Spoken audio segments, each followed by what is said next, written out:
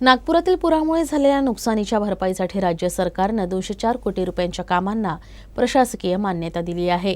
या निधीचा लवकरात लवकर वापर करण्याच्या कामाला मनपानं गती दिली आहे। ही मंजुरी मिळाल्याच्या अवघ्या 4 दिवसात मनपानं 192 कोटी रुपयांच्या कामांच्या निविदा काढल्या आहेत। नागपुरातील पुरामुळे झालेल्या शासकीय मालमत्तेच्या नुकसानीची भरपाई म्हणून नागपूर मनपानं पाठवलेल्या 800 कोटींहून अधिक रकमेच्या प्रस्तावाला राज्य सरकारनं मंजुरी दिली असून यातील 204 कोटी रुपयांच्या निधीला प्रशासनाकडून नुकतीच मंजुरी मिळाली।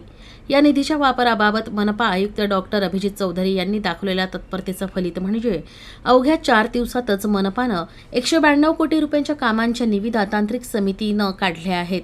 या निविदा मंगळवारीच जारी करण्यात आल्या आहेत।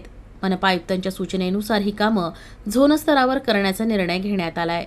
कमिश्नर सर के गाइडेंस में ही हम लोगों ने ये सब पैकेजेस किए हुए हैं नाला वॉल और रोड्स के, और उनके ही मार्गदर्शन पे हमने इसको वार्ड वाइज वर्क्स ऑफ नाला वॉल और रोड्स लिया हुआ है।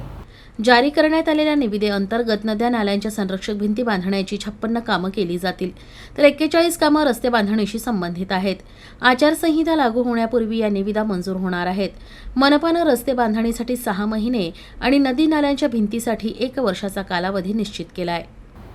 56 पैकेजेस किए हुए हैं और टाइम पीरियड हमने 1 साल का दिया हुआ है। 41 पैकेज रोड्स के किए हुए हम लोगों ने, उसमें हमने टाइम पीरियड 6 मंथ्स का दिया हुआ है। सब बीटी रोड ही है।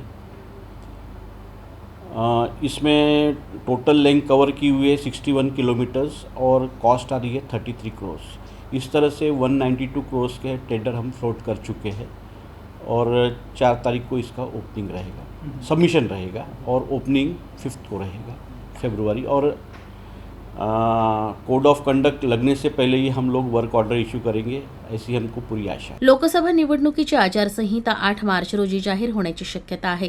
ही बाब लक्षात घेऊन नव्या कामांना मोठ्या प्रमाणात मंजुरी देण्याबरोबरच भूमिपूजन उद्घाटन कार्यक्रमांचं आयोजन करण्यात येत असून या संदर्भात मनपाकडून या प्रक्रियेला गती देण्यात येते आहे।